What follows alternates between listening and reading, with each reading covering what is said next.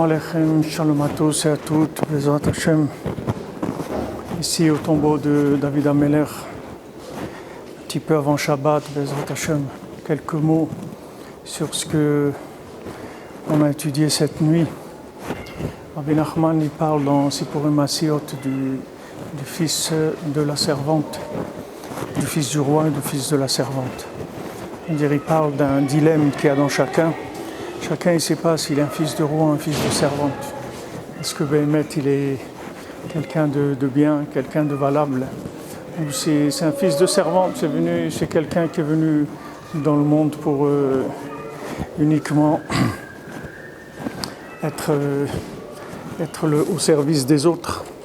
Ou bien non, il est venu pour être au service de lui-même, c'est-à-dire au service d'Hachem, au service de l'âme qui est en lui. Alors le fils du roi, il avait toujours ce dilemme. Un jour, quand il a rencontré l'homme de la forêt, alors l'homme de la forêt il lui a donné un outil. Que cet outil-là, ça lui permettait que quand il voyait un animal, il posait cet outil sur l'animal et l'animal il se mettait à chanter. Alors c'est quelque chose d'extraordinaire. Et donc il était là, il essayait toujours cet outil-là. Un jour, il a rencontré un chevalier qui est venu, qui lui a dit « Regarde, si tu me donnes cet outil-là, moi je vais te donner autre chose qui s'appelle la force de déduction. C'est-à-dire que tu vas pouvoir déduire une chose d'une autre. » Alors lui, il a réfléchi et l'homme, le cavalier, il lui a dit « Regarde, de toute façon, qu'est-ce que tu vas faire avec ça ? Tu vas faire les foires, tu vas gagner de l'argent, qu'est-ce que tu vas faire avec ça ? Moi, je vais te donner quelque chose qui va t'aider, qui va te permettre de déduire une chose d'une autre. » Donc il a été d'accord, il lui a donné ça, et il a reçu la force de déduction. Dès qu'il a reçu la force de déduction, il a compris qu'il était un roi et qu'il pouvait retrouver sa place de roi. Et il s'est mis sur le chemin et petit à petit, il est arrivé. Alors, Béhémet, chacun en lui, il a Nekuda de Yosef. Rabbi nous dit Yosef Hatzadik, chacun il a Nekuda de Yosef en lui. C'est le point qu'il a en lui qui est un point de connexion avec Dieu, qui est un point qui est la culminance et la spécificité de chacun. Et ça, d'abord il faut y croire. Il faut croire qu'on l'a, ça c'est la première chose. Et deuxièmement, il ne faut pas la vendre une fois qu'on l'a trouvée. Parce qu'il y a beaucoup de gens qui ont découvert qu'ils avaient quelque chose de spécial. Mais avec ça, qu'est-ce qu'ils ont fait? Ils sont devenus des artistes. Ils sont devenus des politiciens, ils sont devenus des dirigeants du monde, ils sont devenus des gens qui ont vendu cette chose-là. Au lieu de l'utiliser pour se connecter à Dieu et faire descendre dans le monde des choses qui allaient permettre à toute l'humanité d'avancer, à eux-mêmes et à toute l'humanité d'avancer, qu'est-ce qu'ils ont fait? Ils ont vendu cette chose-là. Bien sûr, quand quelqu'un il a trouvé ce point, et il le vend, c'est sûr qu'il va devenir supérieur à tout le monde parce qu'il a vendu un point qui est quelque chose qui est de divin, qui est en lui.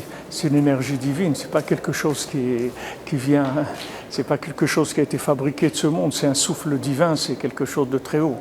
Donc ce souffle divin, il faut le respecter à deux niveaux. C'est-à-dire, premier niveau, il faut que je sache que je l'ai, que je sois convaincu que je l'ai. Et ça peut prendre du temps. Ça peut prendre du temps. Mais si je cherche, Hachem il va me mettre en place des éléments qui vont permettre de me convaincre que Béhémet, cette chose-là, je l'ai. Que cette chose-là, elle vit en moi. Une fois que j'ai cette chose-là, alors il va y avoir des gens qui vont essayer de me l'acheter. C'est-à-dire, ils vont essayer de m'acheter cette chose qui est en moi. Cette chose-là, il ne faut pas que je la vende. Il ne faut pas que j'écoute les gens qui sont autour de moi parce que personne ne me connaît vraiment. Il n'y a que Hachem et le Tzaddik qui me connaissent. Les gens ne me connaissent pas. Donc moi, cette chose-là, je ne dois pas la vendre. Et je dois chercher plus profondément en moi jusqu'à ce que je révèle cette chose-là. Vous voyez, Yosef Hatzadik, ses frères, ils l'ont vendu. C'est-à-dire que quand lui leur a dit, voilà, moi je suis quelqu'un d'exceptionnel, je suis venu pour vous aider, etc. Lui, il a dit, il a voulu les aider, Béhémet. Mais eux, ils l'ont vendu. Eux, ils l'ont vendu. C'est-à-dire qu'ils ont dit, qu'est-ce que c'est cette chose-là? Et tu viens faire croire. Et c'était des tzadikim, ses frères. C'était vraiment des tzadikim. Et eux, ils essayaient de le vendre. Et lui, quand il était en Égypte, et quand ils sont venus, parce que sauf tout le monde va avoir besoin de cette chose-là, quand ils sont venus, il leur a dit, il ne s'est pas dévoilé à eux. Il a fait croire il leur a dit vous êtes des explorateurs, des touristes, des gens qui veulent uniquement savoir ce qui se passe ici. Tout, vous êtes venus épier l'Égypte, vous ne cherchez pas vraiment de façon sincère.